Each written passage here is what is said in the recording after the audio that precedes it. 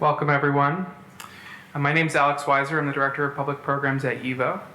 As you all may know, YIVO is a library and archive that is dedicated to preserving and celebrating Jewish history and Jewish culture.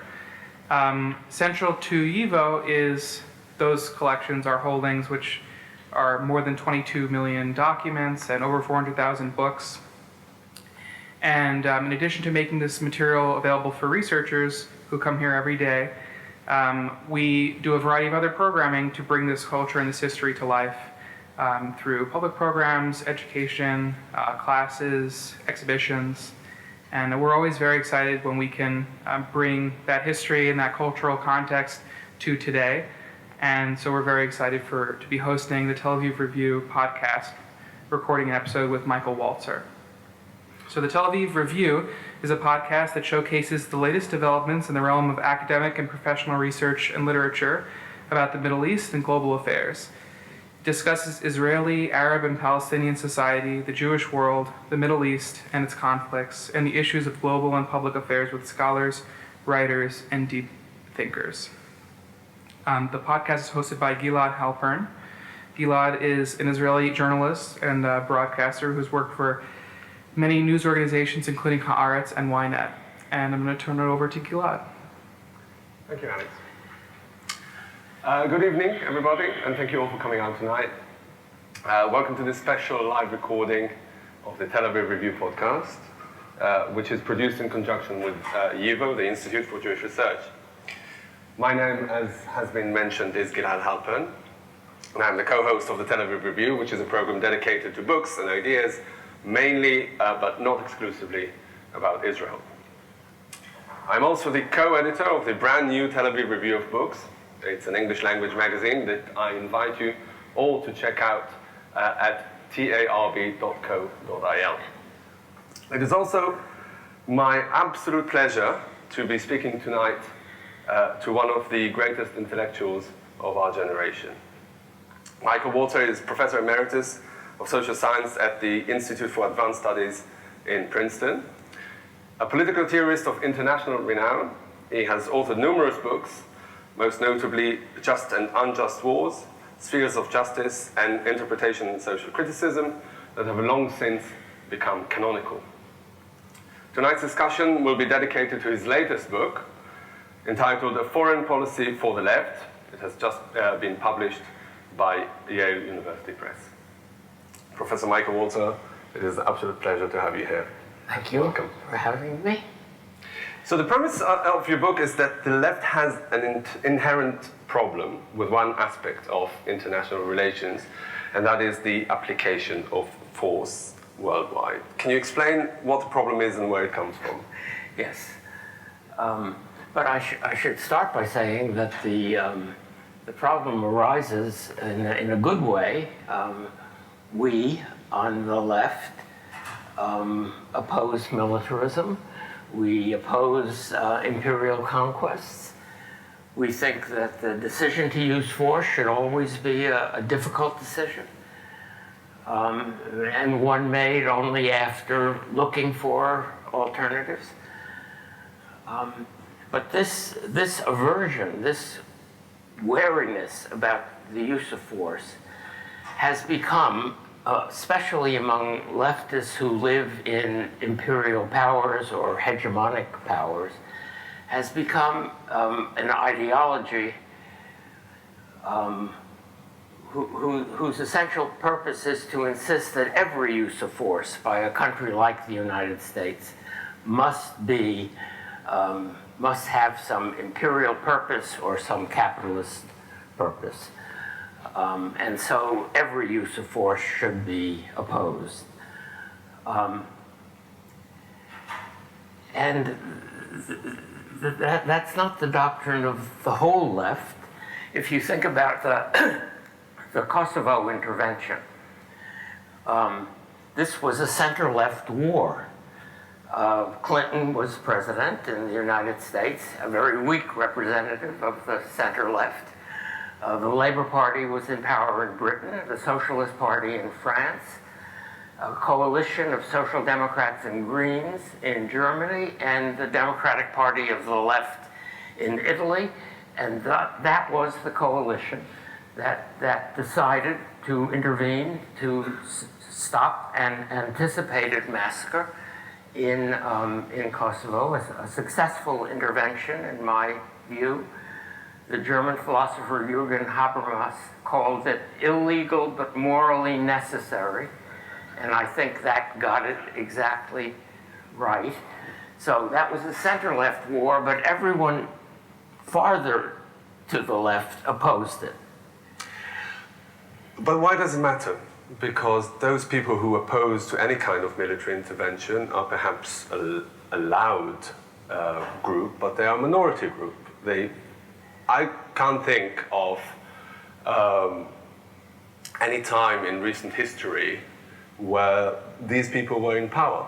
So why is it even a problem when you come to like the management of international relations? Well, I believe that the left, as which I define broadly, including running from liberals close to the center, all the way over to socialists and anarchists. I want an inclusive picture. And we will have disagreements among ourselves, but we are an intellectual and sometimes a political force. Consider the recent decision of the U.S. government, or really of the president, to evacuate American troops from Syria and to abandon the Kurds. That decision should have been opposed by a unified or relatively unified left, but it certainly should have been opposed by Social Democrats, Socialists, Labor Party people. And had there been that kind of opposition, it would have meant something. Instead, if you read Alternet or Portside, those websites that collect many articles written on the left, most leftists supported the disengagement from Syria because they believe that America should disengage. Wherever we're active in the world, we are acting badly. And my book is an effort to produce a kind of a politics of distinction. Let's say yes here and no there. Let's look at each case, and let's remember that the United States, using force, was perhaps the major power in defeating Nazism and the major power in defeating Stalinist communism. So it seems obvious to me that there are uses of American power that we should be supporting.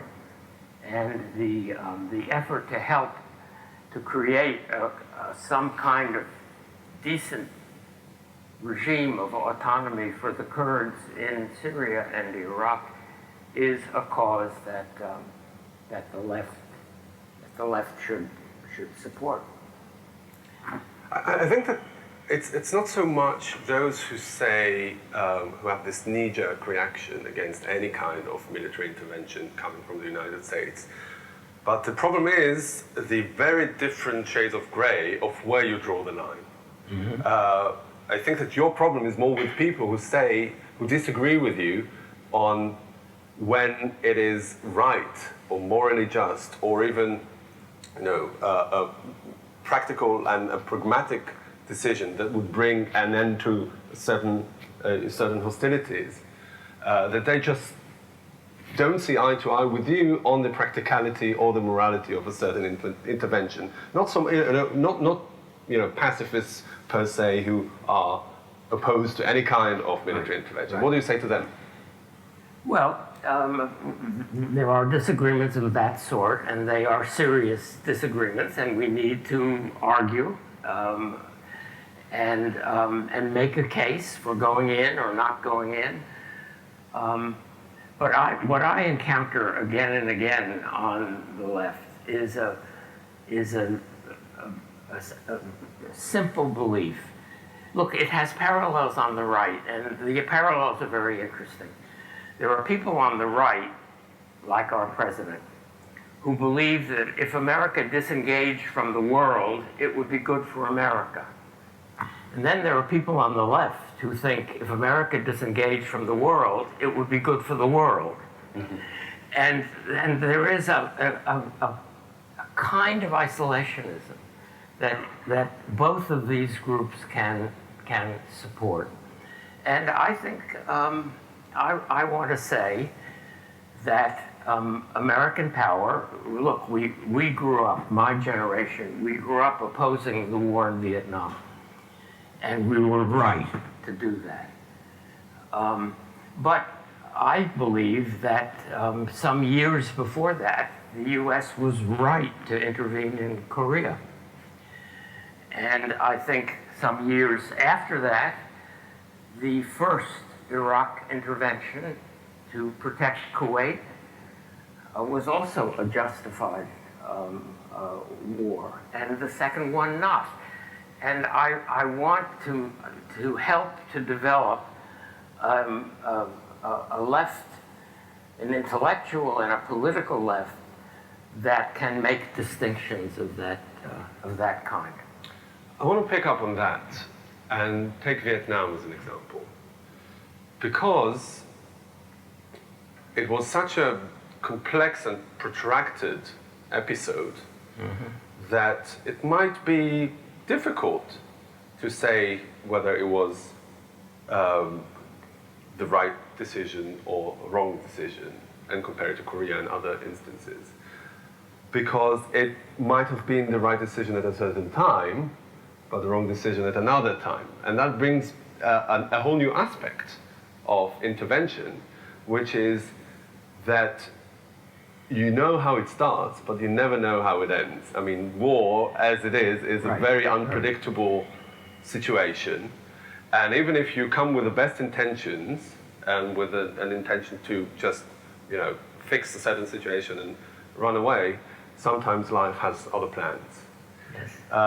So I think going back to what leftists say, I think their argument, the more skeptical aspects of the left, their argument holds water when they say, okay, it may be right to intervene at a certain point, but you have to think twice before you do, because you never know where it's going. Certainly. Think twice, think a dozen times. But Vietnam is interesting because there were interesting disagreements on the left. I was associated in those years, and still am, with a magazine called Dissent, which some of you probably know about, which was founded by people who had left the Trotskyist sects and were aiming at a more general left, a kind of democratic socialist, but a left open to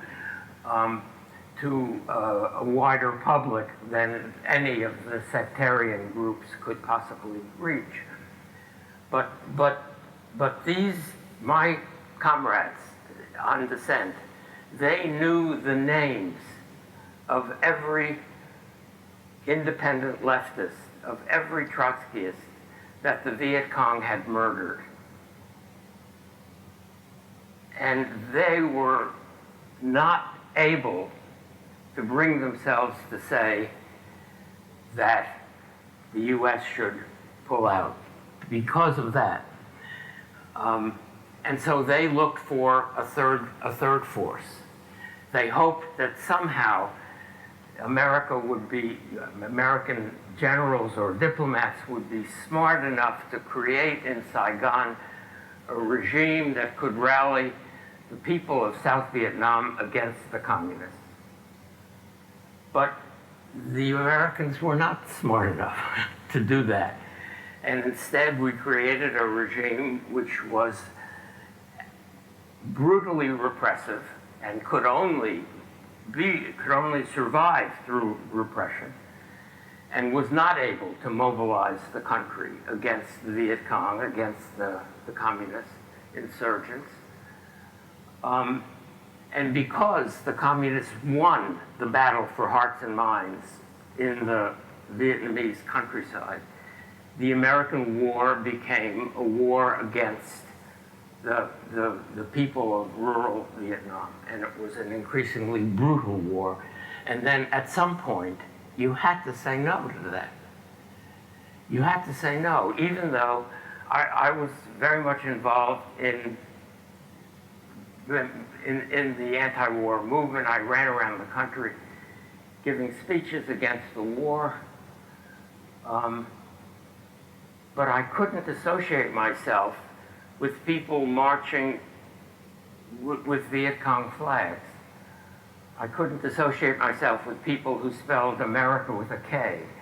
That was not the kind of anti-war movement that I wanted. And we had it was a hard position. And we demanded an American withdrawal, knowing that it would produce a communist victory, and we refused to celebrate the communist victory. And that's a version of left politics that I think is both realistic and morally right, but it's hard. And so you have to continue, for the sake of the mental health of the left, you have to continue making arguments for that kind of politics. Mm-hmm. The problem when it comes to, as you said in the beginning, I can't remember exactly how you phrased it, but imperial powers, yes, such as the United States, is that fair? Is that they very rarely approach these situations as a clean slate. Mm-hmm. I mean, they do have interests. Some of them are there to reap their own benefit for themselves. It's not always, or very rarely it is, an altruistic exercise. And you'd probably agree with me that this is where the skepticism of parts of the left come from. Right. How do you go about defining for yourself morally the distinction between the cold interest that every state has and imperial powers that have to a greater extent than others, and to us as conscientious, progressive people? Right. So we should talk later on about whether America is an imperial state. But think about think about humanitarian intervention. And I like to use examples that don't involve the United States.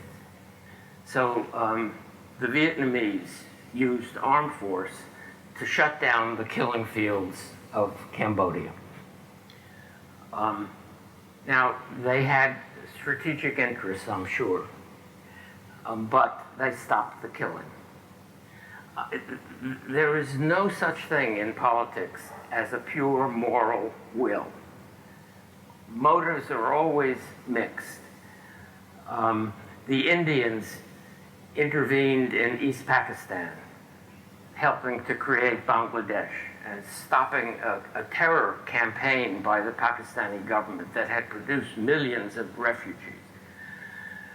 They also had strategic interests, but they stopped the terror. Tanzania overthrew the brutal regime of Idi Amin in Uganda. Another intervention that I'm sure had strategic purposes, but they overthrew a brutal regime.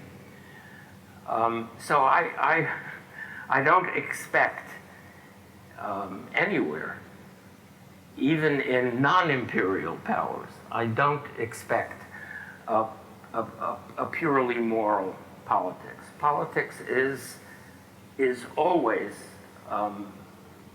motivationally mixed. But if we get certain results that are morally important, like stopping a massacre, then we can live with the fact that the Vietnamese then set up a satellite regime in Cambodia. Okay, that's better than a murderous regime. Mm-hmm. But then, I mean, I'm sorry to take it back to again to America, but even when it's not an urgent call such as stopping a massacre, but if we take the invasion of Iraq in 2003, that on paper seemed like an entirely moral mission to bring democracy to a country that suffered from brutal oppression under a terrible tyrant. And and the problem is always that the reality is just too complicated. And I mean, what do you do when defining your own moral philosophy when it's just that, the very dark aspects of politics are always there to haunt you? I mean, I myself am really sympathetic to those doubts exactly for those reasons. I mean, you just never know what's lurking behind the corner. But you have to learn something from history.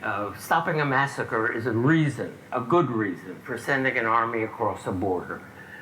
Regime change is not a good reason.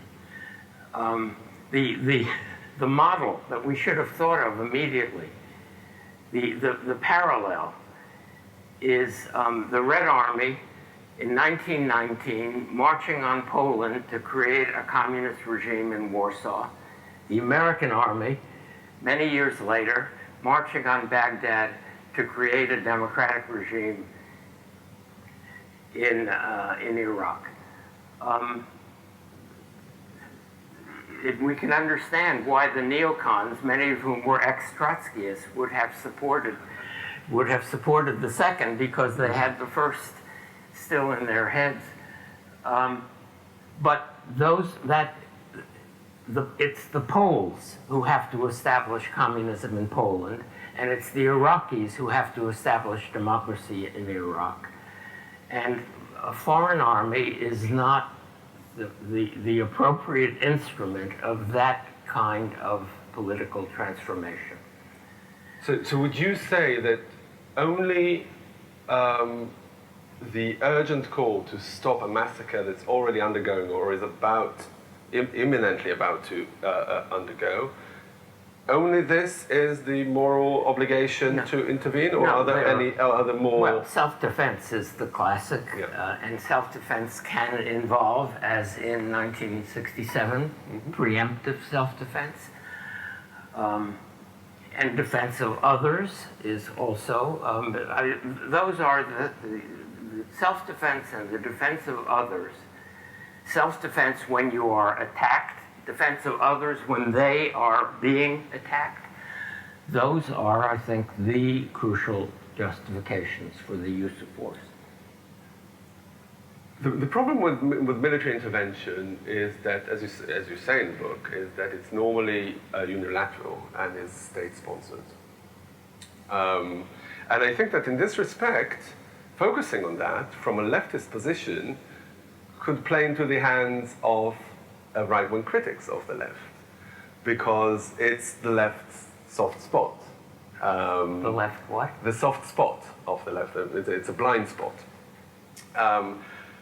Because it's a weakness for leftists, then you disregard other aspects of leftist international attitudes, such as conciliation or multilateralism, things like that the left can pursue with fewer qualms, I would say. It's a bit like if you were a right-wing commentator saying that the right has a problem, that the main problem of the right is with inequality, social inequality. And that's right. I mean, I think everybody accepts that. But they say it's a question of priority, right? I mean, we accept that inequality is a problem, but we bring in other values and other merits to offset that. Why, I mean, what do you say to that question of, okay, leave military intervention aside for a second, and as leftists, let's celebrate and let's construct and let's promote and bolster an international system that is based on conciliation, on multilateralism. Wouldn't that be a better way for the left? Yeah, it would be if it were possible. And when it becomes possible, I hope people on the left will support it.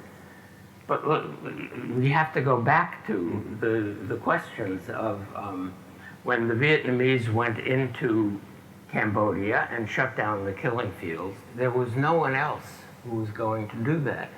The UN would have voted against an intervention, which means voting in favor of continuing the massacre. If there were a UN with a force of its own, capable of intervening in a timely way in the right places, yes, we would certainly support that. So why not? And in fact, in Rwanda, there were 5,000 UN troops. And the commander of those troops cabled to the Secretary General and said, with small reinforcements, we can stop the massacre. And the Security Council refused to authorize him to do that. And his troops stayed in the barracks while 800,000 people were murdered. So, yes, if there is a UN force capable of intervening, that would be better than a Belgian or a French or an American force. But unilateralism is right now an option that we have to live with because there isn't an alternative. But isn't that a defeatist approach for a leftist? I mean, you are. Our role as leftists is to think big and think how we can make our society better, more progressive. Why are you giving up on, I don't know, reforming the UN, for example, or setting up another multilateral organization, or maybe expanding the mandate of NATO, for example, to cater to those needs? Yeah, I think that in cases where it's possible to put together a coalition, as in Kosovo. Kosovo was essentially a NATO intervention. And Kosovo today is a NATO protectorate, essentially. And yes, I think that's better than an American intervention, although I'm afraid NATO wouldn't have acted if America hadn't decided to support an intervention. Yes, as an internationalist, I support. What does it mean to be a left internationalist? It means to support leftists in other nations. Mm-hmm. And if leftists come to power in enough nations, we will produce a better international order. One of the problems with American foreign policy today is that we do not have in Europe the kind of ally that can say yes and no to us. We need that kind of a partner. And in order for the EU to be that kind of a partner, it would have to greatly improve its capacity to deploy military force. Because then it could say to the US, no, you don't do it. What's going on in Yugoslavia is awful, and we're going to stop it, and you stay out. Which would have been better for Europe, for Yugoslavia, and for America. Mm-hmm. But you don't see it happening? Not in the near future. The EU is in great trouble. It's not at this moment strengthening. It's struggling to survive. Well, the left is struggling to survive as well. Don't you think that it could, could be an invitation to a regeneration of both the left and the state institutions that are now under so much strain? I would hope for that. Yes. It's interesting that in the Brexit fight in Britain, the left is on both sides. There are leftists who think that the EU is hopelessly controlled by German bankers, and there's no chance of changing that, so you should get out. And there are other leftists who think that the EU can be a wider space for left mobilization than has existed before. They say with the right of populism that the fault lines aren't really between the classical left and the classical right anymore, but between the moderate center on both left and right, and the populist fringes on both left and right. You seem to be appealing still to the left as an entity, as you say, as a force that you hope to be reckoned with. Do you see any moment in the future, perhaps even the near future, where you think that the efforts of people on the moderate left, such as you, could be, better off appealing to potential partners on the moderate right rather than the far left? Well, is your next book going to be a foreign policy for the right and the left? Faced with this is more a matter of domestic politics, actually. Faced with Trumpist politics, I think what we call the resistance needs to be a coalition of leftists and liberals and decent conservatives. I have to confess, I've been surprised at the small number of decent conservatives, because I really thought that Trump would produce a significant rebellion on the moderate right. And so far, he hasn't. There are some brave people who have spoken out, but there isn't the kind of movement that would strengthen the resistance. It hasn't happened. But I do think it's very important to say that the populist left isn't socialist or social democratic. Bret Stephens had an op-ed in the New York Times the other day taking Venezuela, the disaster in Venezuela, as proof that socialism doesn't work. But the regime in Venezuela called itself socialist, but it wasn't. It was a left populism, which is very much like right populism. They give money to the poor, which is what makes them popular. And they keep giving money to the poor until the money runs out. And then they print money, and that produces inflation. And then they can't rule without repression. And that's the history of populist regimes. And that's not what socialists do. Socialists would diversify the economy, strengthen the working class.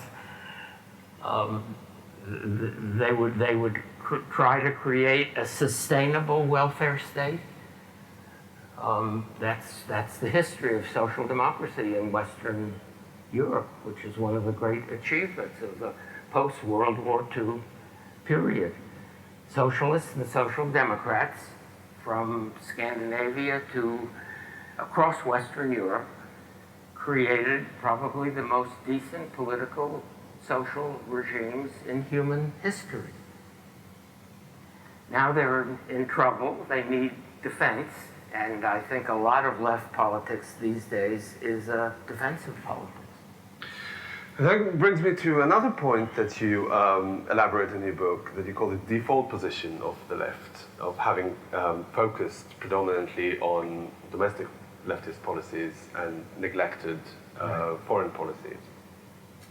But aren't the two really intertwined? If you take Western Europe and the Marshall Plan, that was decried by some on the far left as an imperialist intervention, but at the end of the day, this intervention is what has enabled European countries to establish, as you say, a model leftist regime. What do you say to those people who are, as you say, resort to this default position of the left? The default position. Yeah, the default position is very old. And in describing it in the book, I start with the biblical prophets who told the people of Israel, this is God's message.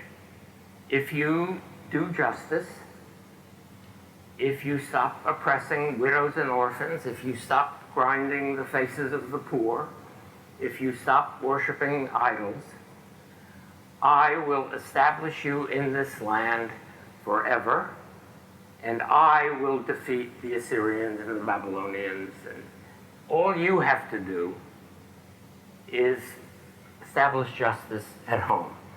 In order to be a light unto the nations, all you have to do is sit still and shine. And that is, I think, that message from Isaiah is what most leftists believe. We are best at domestic politics, and always have been. Stop grinding the faces of the poor. That's the beginning of left politics. And most leftists really believe that if you create a just society at home, then you have done what you have done is a great benefit for humankind, because they will see your accomplishment and will want to imitate it, and you will be a light unto the nations. I think that is a standard left position, but it ignores the problem that you are living in an international society that is anarchic, unstable, and often very dangerous. And so you have to be able to act outside your own borders. Not necessarily, I would argue, because if you look at it, inequality at home and a sense of deprivation because of domestic policy is what breeds the America First movement, right?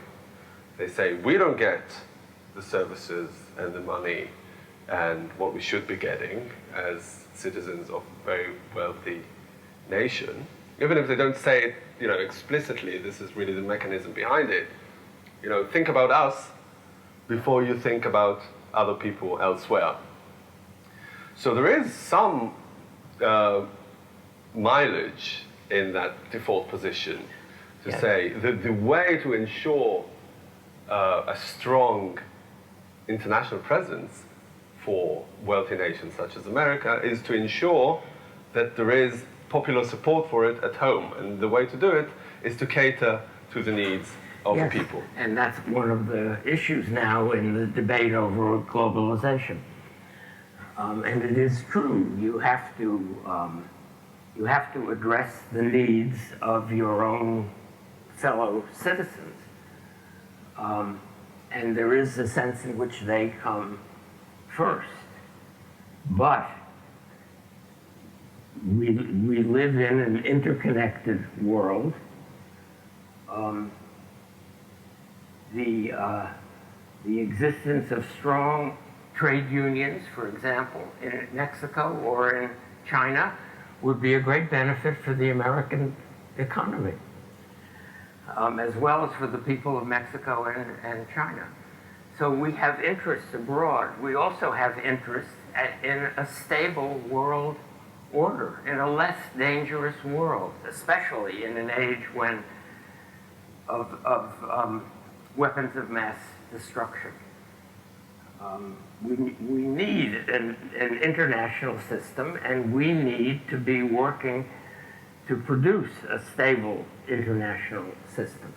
So isolationism isn't a sensible policy, even if it were a moral policy, even if we had no obligations abroad. But given our trade policies, given our interventions in Central America, we do have obligations abroad.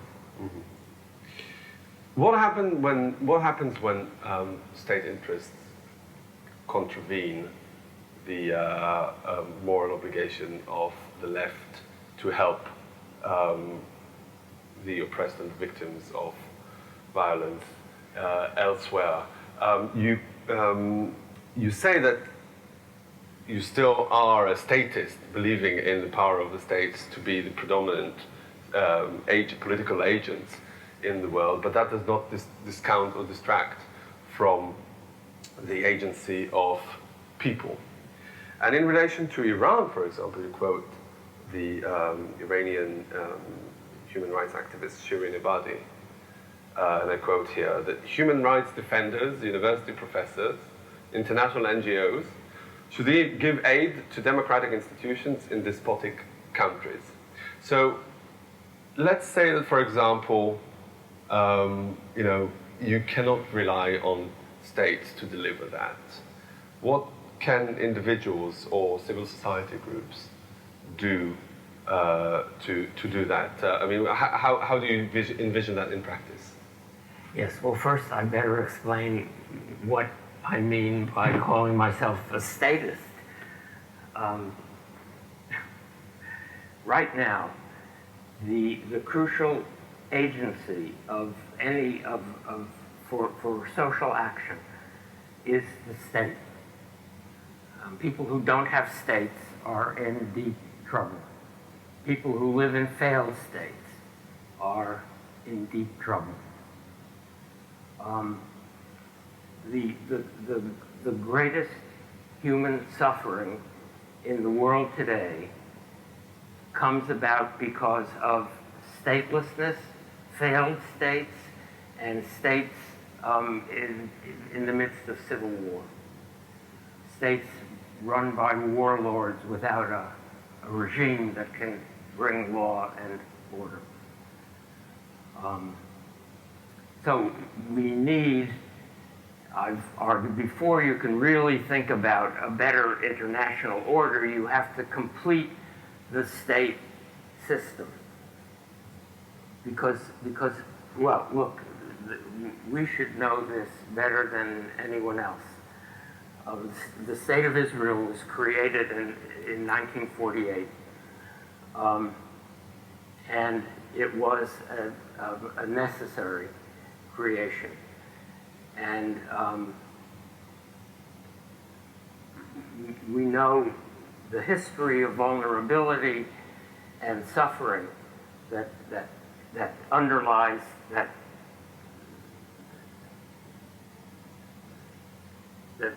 gives us that necessity, that proves the necessity of a state.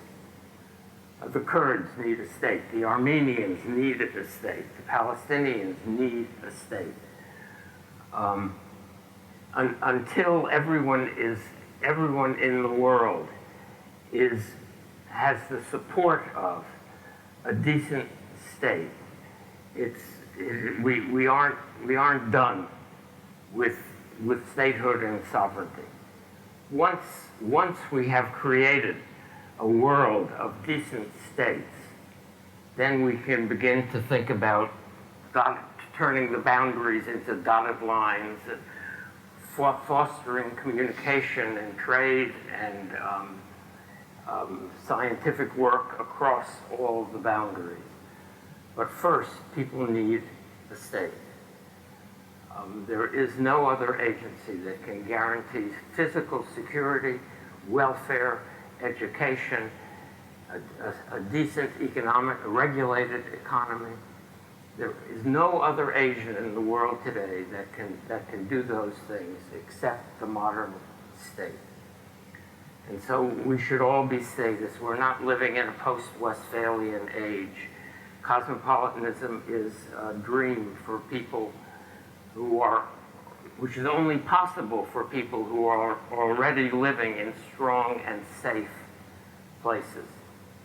And most of the world. What happens, sorry to interrupt, what happens when the threat comes from non-state actors, such as terrorist groups? Yes. And then, I mean, we and you, as you know, a great believer in the state, wants to send regular armies to fight those threats, those terrorist groups. But the regular armies are quite often, and we've seen many, many times, are ill-equipped to address that threat.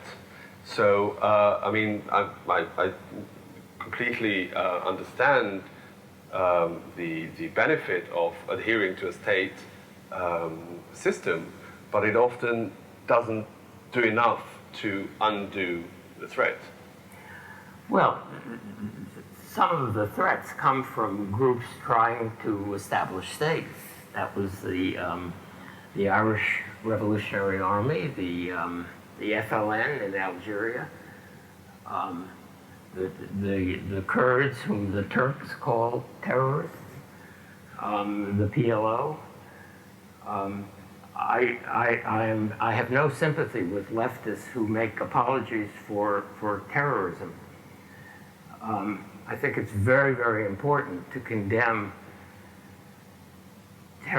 the politics of terrorism because it's an authoritarian politics. The great line about terrorism comes from Trotsky, who said, terrorists want to make the people happy without the participation of the people. And that gets it exactly right. Terrorism is an elitist activity. It requires stamina, zealotry, self-sacrifice, but if the terrorists win, they will create an authoritarian regime because they are an elitist movement claiming to act in the name of the people, but without mobilizing the people to act on their own behalf. That's what terrorism is, and that's why it's a politics that we have to oppose, even if we support the national liberation of Algerians or Palestinians or whoever, or Kurds. But you see no possibility for terrorists to reform and become decent state actors? I mean, I can think of a few examples, the IRA, yes, or even Menachem Begin. Menachem Begin, yes. They have to first be defeated. Right. Yes, but you raise the issue of asymmetric warfare when we have a high-tech army like the American Army or the IDF fighting against a low-tech insurgency like the Viet Cong or the Taliban or Hamas. And so far in modern history, the high-tech army doesn't win. That is a major problem because in some of these wars, the high-tech army should have won, was fighting on the right, for the right cause.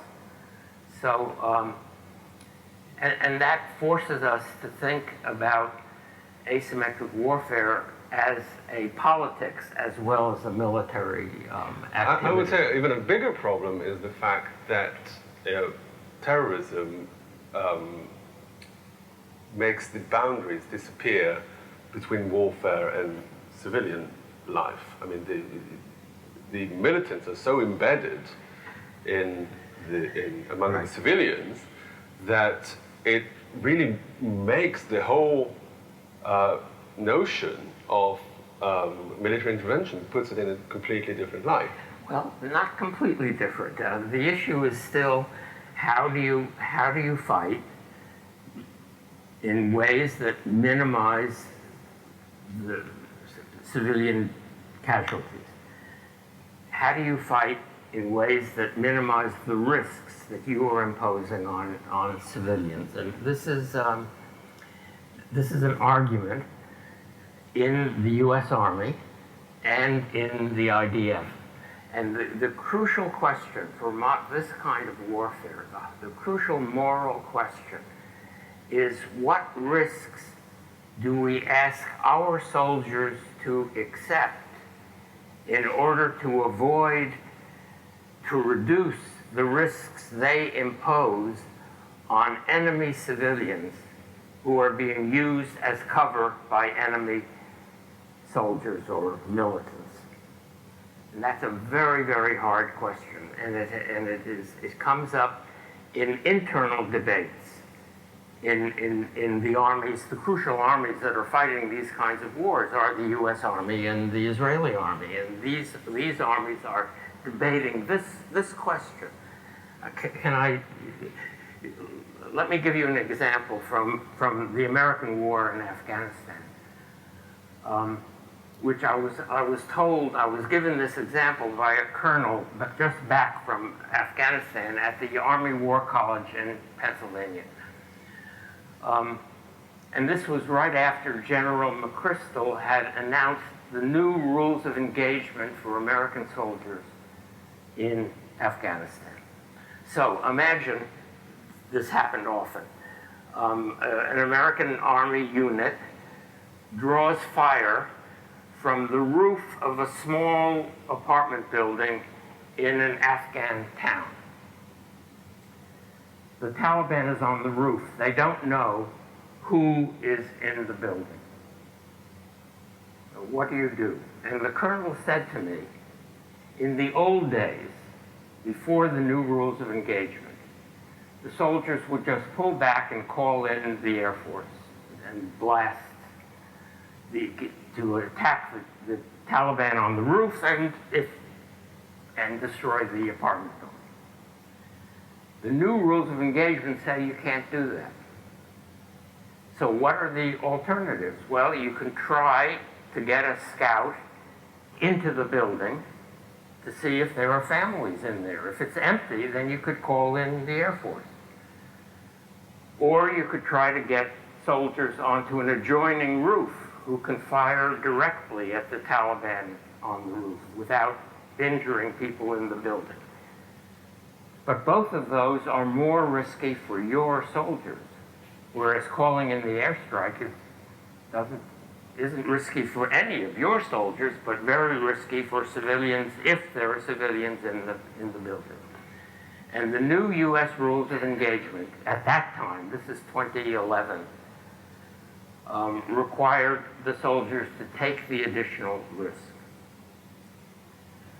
And the same argument, and there was protest. The New York Times reporters spoke to soldiers on the ground who said, we don't want to fight under these rules.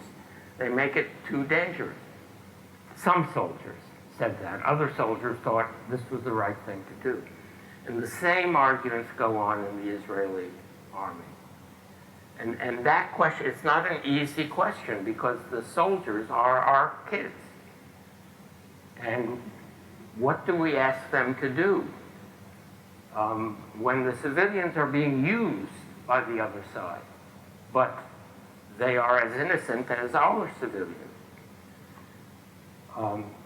So that's the question. And I want to stay in Israel for a second and maybe zoom out a bit to the macro level. When it comes to Israel's attitude towards Gaza, I mean, there's in the last decade there have been 3 rounds of violence, and there's probably going to be another one soon because the situation hasn't been resolved or fundamentally changed. It is not necessarily on the topic of today because it is more about self-defense rather than military intervention. But what would you say is the in your view, the right position for Israeli or pro-Israeli leftists to consider when it comes to a military engagement with the situation in Gaza? Well, before it comes to a military engagement, there are things you might do to avoid the military engagement. If it comes to a military engagement, then the crucial question is the one that we've just been talking about.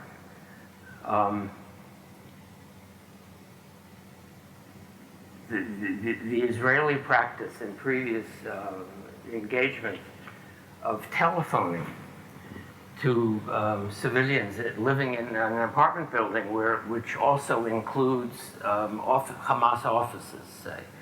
And you telephone them and you tell them, get out, we're going to bomb the building. And then you bomb the building. This is the same policy that America adopted in Vietnam on a much larger scale. In Vietnam, we would designate a certain area, a large area, maybe 3 or 4 villages in their land, as a free fire zone, and we would drop leaflets telling civilians, get out, because after 24 hours, this is going to be a zone in which we will kill anything that moves. And we thought dropping the leaflets was a humane act. People could leave. Of course, people don't leave. They don't leave because they have sick relatives or elderly parents, or they're afraid that their homes will be looted, or they have crops to bring in so that they can eat in the winter. All kinds of reasons. People don't leave. And that's the problem with the telephone calls also. Some people leave if they have a place to go, but many people don't leave. So that's not an adequate, that's not enough. What could Israel do to avoid the situation that after every round of violence, we're left with hundreds of civilians dead? Yes. The high-tech army is going to kill more people than the low-tech insurgency. That's in the nature of the available technology, and because the insurgents hide among civilians. The insurgents want a maximum number of civilians to be killed because that serves their political purpose. They win the political war if the Americans or the Israelis kill a lot of people. So it's in your interest not to fall into that trap. And that means you have to fight with one hand tied behind your back. You have to fight very, very carefully, insisting upon acting only when you have really good intelligence, when you really know what's on the ground, and aiming as carefully as you can at military targets. And when you send troops in on the ground, you have to tell them that there are risks they ought to take to minimize the risks to civilians, because that's part of the military political strategy of winning the war. But that's not easy, and it's hardest of all. I mean, it's harder in Israel, where the army is everybody's kids. Yeah. Okay, we have a bit of time for questions from the audience. So we have a roving mic here. So please come to the mic if you have a question. Is this one on? Yes, please. Professor, what do you say to the left wing of the Democratic Party that's become so anti-Israel? I can't believe that you would support that leftist view of a foreign policy. Right.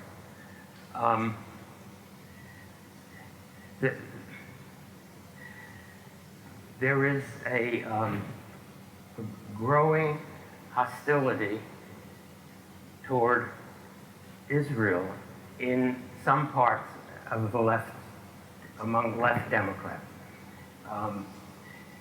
Most of these people, if you talk to them, would say that they oppose the occupation, but they end up supporting movements like BDS, which are not really directed at the occupation, but at the existence of the state.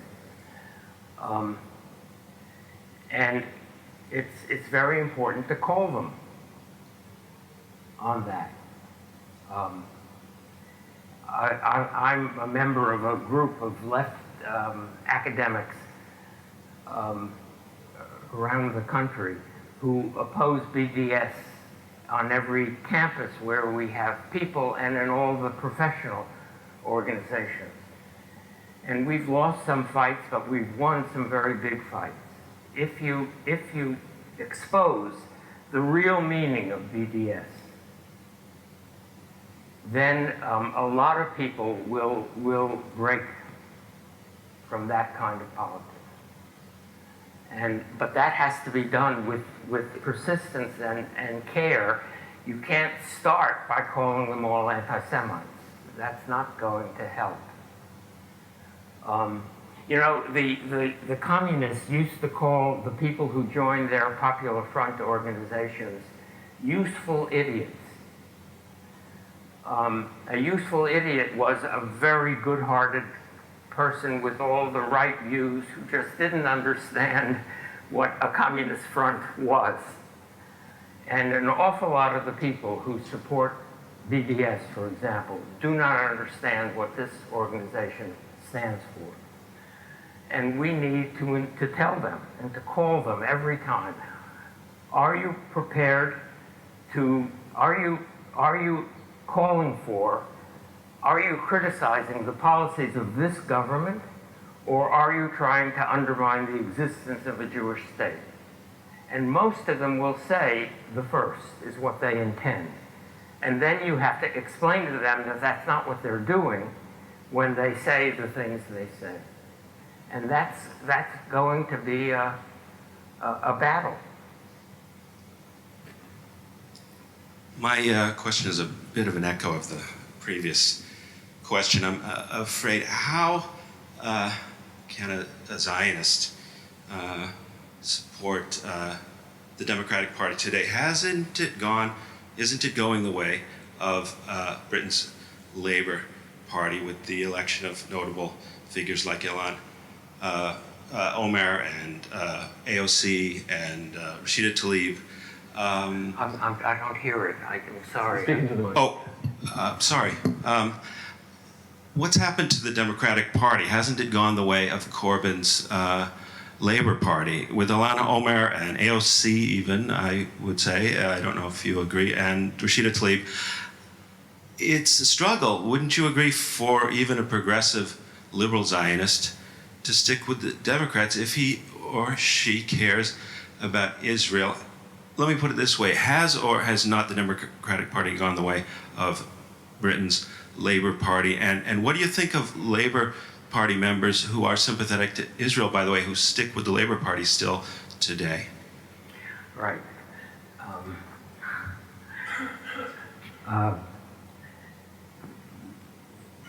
I'm told by friends in the British Labour Party that the shadow foreign minister is in fact strongly in favor of two states and does not share the politics of her prime minister, of her shadow prime minister. The Labour Party is divided, and because its overwhelming focus is on domestic politics. In fact, in the last election, they had nothing to say about foreign policy. They just ignored those. They ran purely on a domestic platform. So what the party as a whole would be like on foreign policy, we don't know. Corbyn was in favor of pulling Britain out of NATO. The Labour Party would not support a policy like that. And I suspect it would not support a policy that abandoned Israel. I don't think it would. But I agree, Corbyn and his friends are very dangerous and need to be not only criticized, castigated. There needs to be a strong resistance to that part of the Labor Party. And the same thing in the Democratic Party. I don't think the leadership of the Democratic Party is still very strongly pro-Israel. Whether the party moves in the direction of this very small number of new Congresswomen, whether it moves in that direction is, I think, unlikely.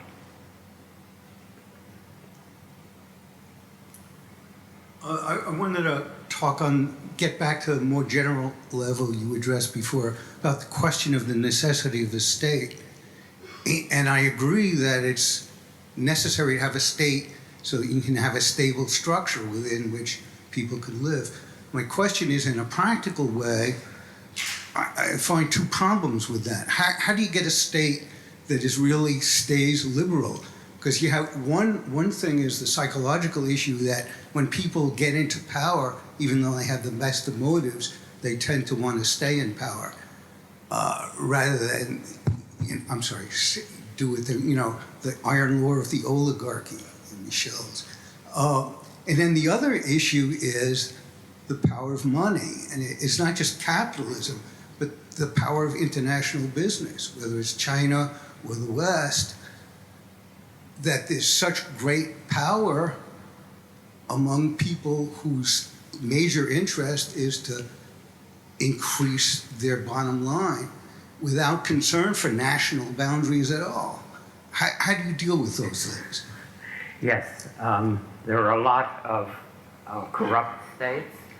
There are a lot of authoritarian states.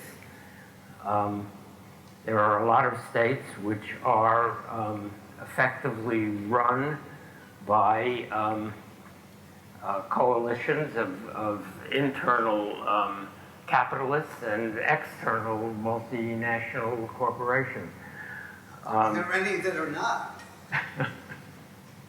No, there are some examples of decent states, and then there are levels of decency and of indecency. It is an issue. I've heard people say that in response to the refugees coming from Central America, that what we should do is that there should be a Marshall Plan for Central America to do for Central America what we did for Western Europe after World War II. But the Marshall Plan, the success of the Marshall Plan depended on the existence of stable, strong governments in all of Western Europe. There are no such governments in Central America today. So just pouring money into these countries would not be an effective way of dealing with the difficulties of the people who live in those countries. You started to ask a question earlier about civil society organizations. That is one alternative, is to begin massive funding of organizations like Doctors Without Borders. I think of these organizations, you will all remember, even if you weren't alive then, you will all remember the International Brigade that went to Spain in the 30s. The left is not capable today of producing that kind of an international brigade. But the people who work for Doctors Without Borders and Human Rights Watch and other organizations of that sort, they are our international legionnaires. And they can do very, very good work in countries that do not have effective states. And they would benefit a great deal if American foreign aid was directed through organizations like that rather than through corrupt governments. And that is an option that we haven't yet worked on very much. Any more questions? Okay, so I'll just ask. Oh, sorry, go on. How much do you think the tendencies, the anti-interventionist tendencies, and some of the other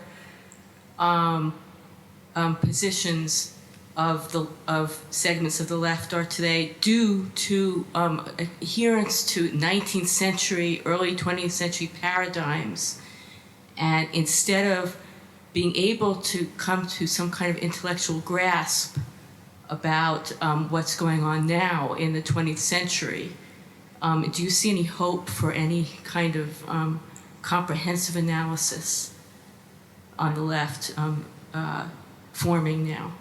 I'm not sure I heard all of that.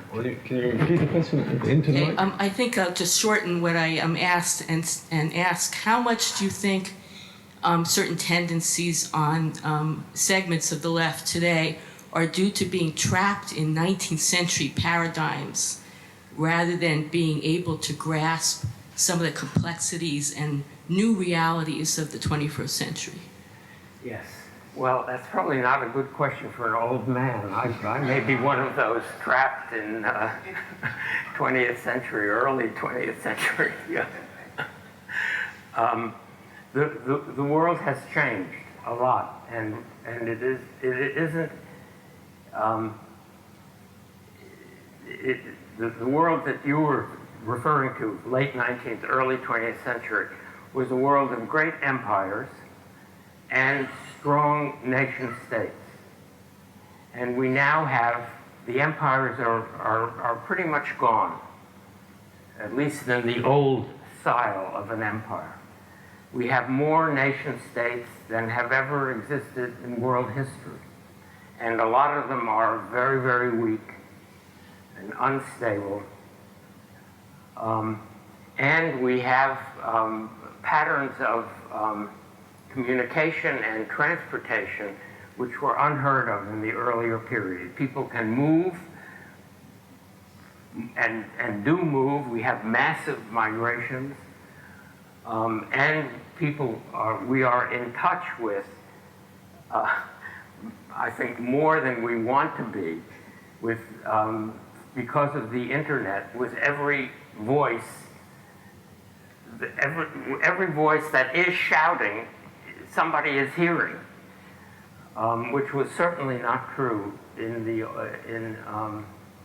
world that you were describing, and how we adjust to that world. I recently I wrote a book in 1970 about political action, how to organize a social movement.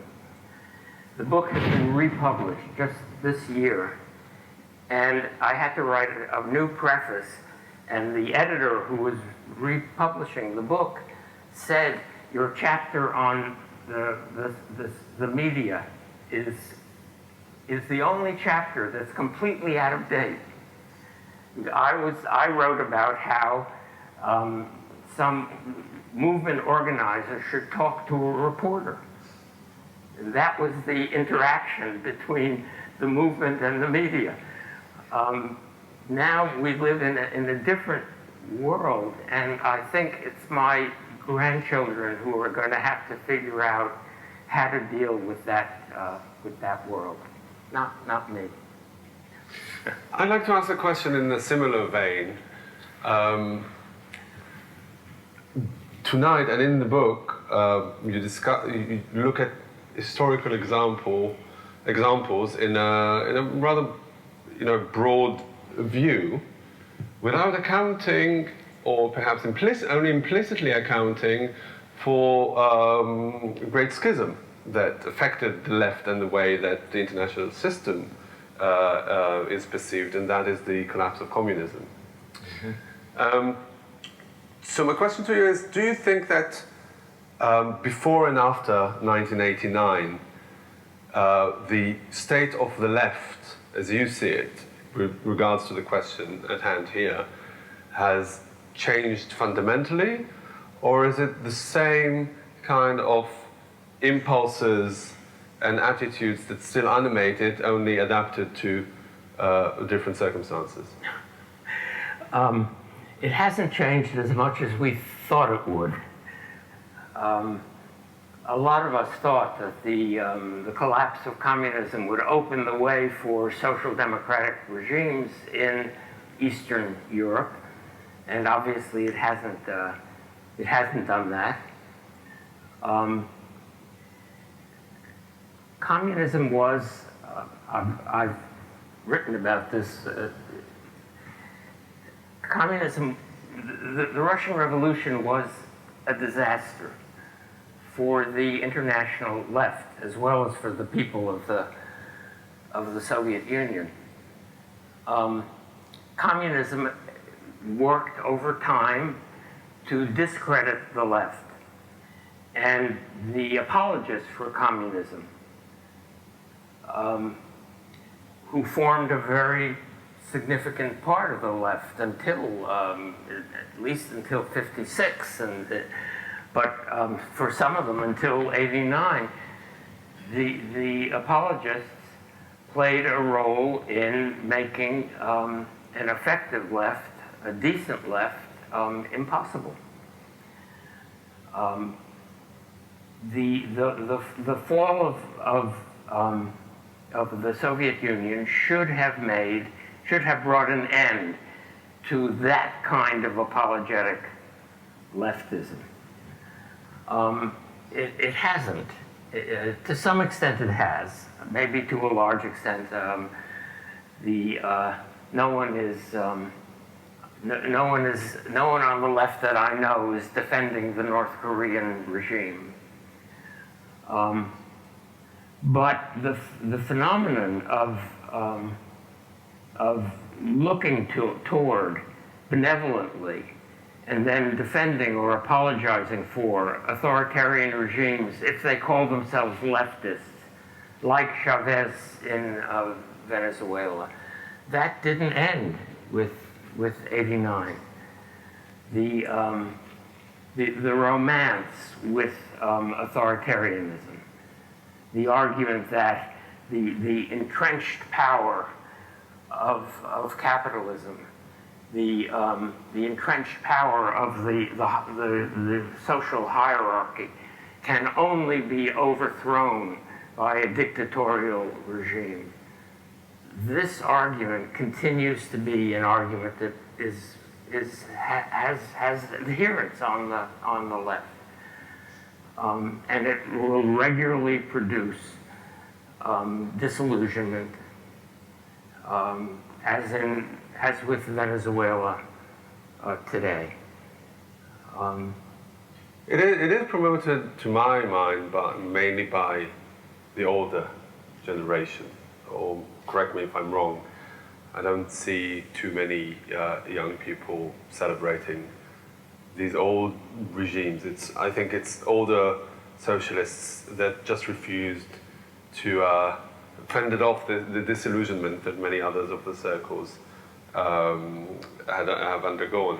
And I'd like to ask you this also. I mean, do you see among the generation of young leftists a different kind of leftism to those of your generation? I think it's slightly connected to my previous question, because 1989 or communism was the defining power that defined much of the politics in your formative years, and it is not what it is now. Do you see a different kind of leftism among young people today compared to your generation? The Bernie kids, yes, they seem, if you just focus on domestic politics, the young people around Bernie, the young people supporting Elizabeth Warren, say, they are good social democrats. That's their politics.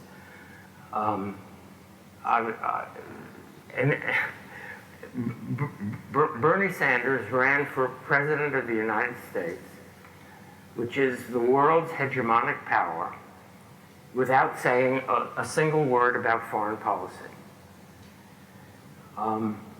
And probably that was a good thing.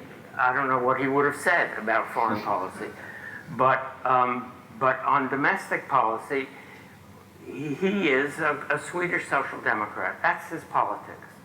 And that's an admirable politics in America today. And to see young people enthusiastic about that kind of politics, young people for whom universal health care is a passion, that's wonderful. We have to endorse their work.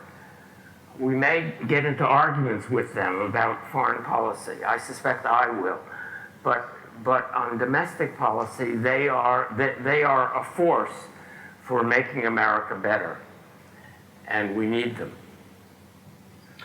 All right, Professor Michael Walzer, thank you very much for this.